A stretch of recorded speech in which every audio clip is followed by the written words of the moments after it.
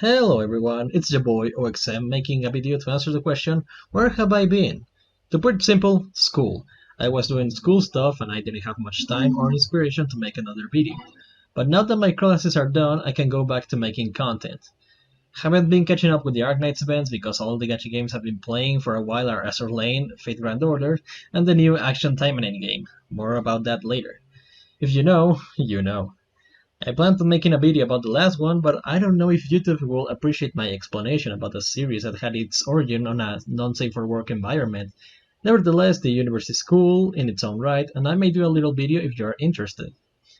On another note, I will make a self-out by telling you guys that I have a Twitch channel now. I stream 3 days a week, but with winter break, I may transition to 4 or even 5 days. I stream games like Phantasy Star Online 2, Legends of Runeterra, and more variety. If you want to check it out, I will leave the link in the description. Now, if all I had to say was the whole video, it will last for like 30 seconds maximum. So let me just put a random video idea in here. Let me open my folder to do stuff. Let's see. Hot takes on overrated characters. Nah. A lesson on the history of Azur Lane revamped. No. The new races of Arknights? That's for later. My 3-hour essay on basic Fate lore? Too long. Oh, here it is. My opinion on each gacha game community. We all love gacha games, don't we? I mean, my channel is based around them, so I will guess that you like them too. The characters, the gameplay, story and content are a good superficial level of all of it. But when you dive deep into the community after a few weeks or months, you can unravel great things. Talented artists, optimization geniuses, authors that have the grit and courage to post their fanfictions online, fan-made characters, lore nerds like myself, and much more. People love it when they have a group with whom share their interests. And in my journeys, I've come to realize that no community is equal to another. All other game communities have their opinions on others. How is this, you may ask? Well, I'm sure that you have heard that all Fate Grand Order fans have a fetish for dead people, or that Azur Lane players like lollies in a bad way. Even the phrase that Arknights players are closet furries, and more. Well, I have an opinion too, and if the internet has taught me something, is that two things can happen. 1. People respect your opinion and move on with their lives. 2. A furious mob starts calling you names on Twitter, demanding your quote-unquote cancellation.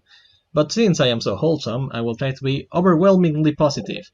Of course, some things are destined to be taken out of context, but it's a great opportunity to make a video that talks about all the games I personally play. Starting from oldest to newest, the first gacha game community I really was a part of is the Fate Grand Order community. It's the game that I have played for the longest of this list, and is the first game that I was conscious it was a gacha game.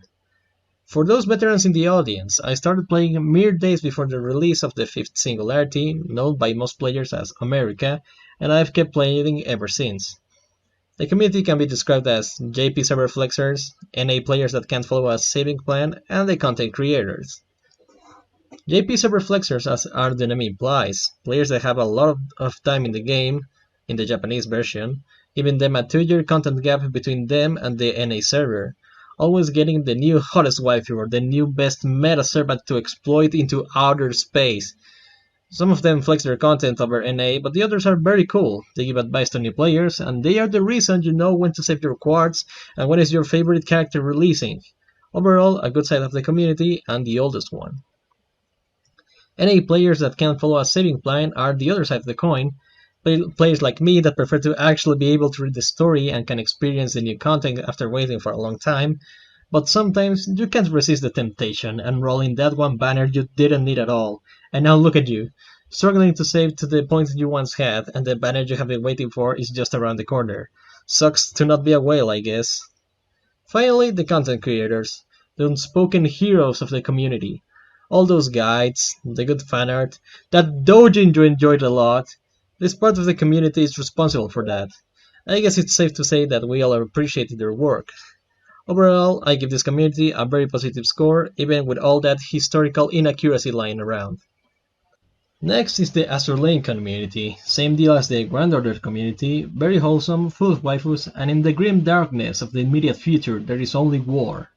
War to decide who is best girl, that is. I played Azur Lane since the beta of the global server. It's been 2 good years of grinding, rolling, equipping, leveling, and oathing. And even like this, I'm not anywhere to be seen in the leaderboards. As you know, I'm a casual player in almost everything I play, and I really enjoy a game that doesn't punish you for this. The game is very free-to-play friendly, there is a lot of content around, and the sheer number of characters makes you wonder how big are the seas? Oceans of intense fanart, cute, wholesome, but mostly lewd if I'm being completely honest. Even the devs know that their community is filled with degenerates, and I wouldn't have it any other way.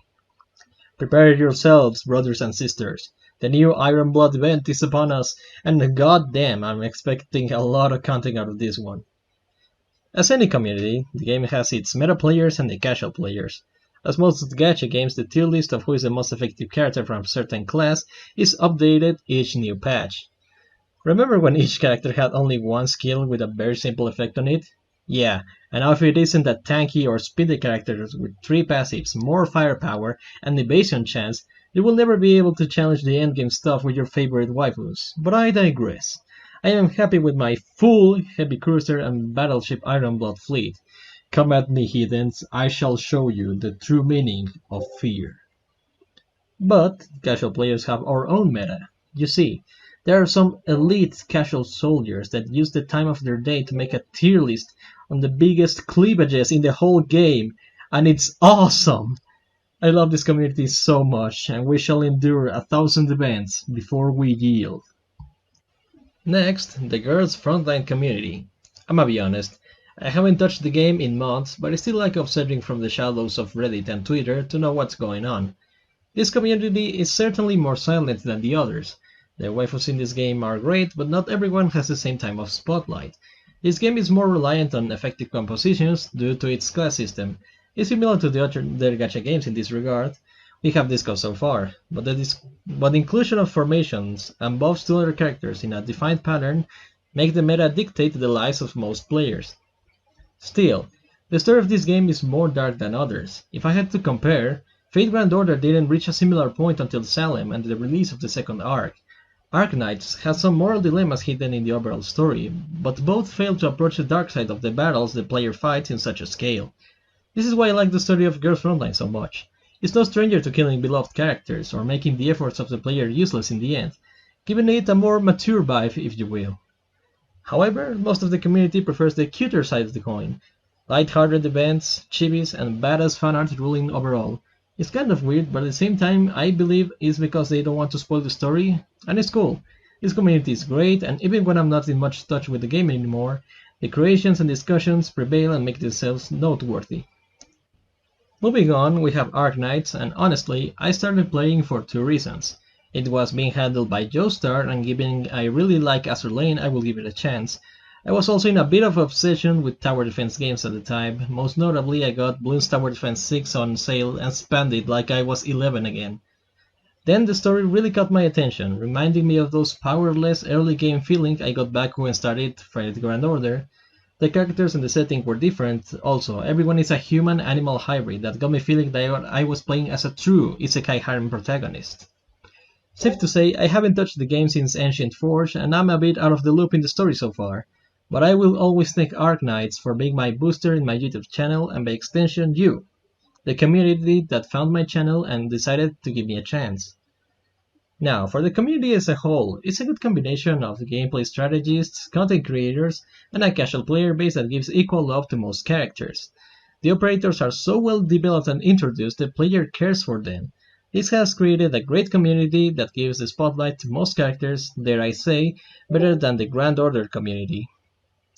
Since we are already here, I will include the newest addition to my gacha addiction, Action Taimanin, a hack-and-slash game that revolves around the girls from the mentioned Taimanin series. If you don't know the origin of the series, then it's okay, I will resume it for you. Shmentai. That's it, I'm not kidding. The series started as a visual novel with various scenes that I will not describe for obvious reasons. Well, now if you want to know the intricacies on how the game is a different timeline from the original, I will tell you in another video. However, it's amazing how the largest part of the community that played this game don't know the origins of it. It's in part good because you don't get to know a part of you that likes certain fetishes, but since the game is fairly small and new, being released in October 9th, Not many know of this, and I tell you this as a man that spent too much time on the non-safe-for-work version RPG card game of the same series. Don't search for it. Or do. I'm just a voice on the internet. I am seriously planning on uploading a video about this topic. Mark my words. Well, that will do for today. I wish you a happy new year. Stay safe, remember to like the video if you think it's that good, subscribe for more videos about your favorite gacha game, and I will see you guys in the next one. Bye bye.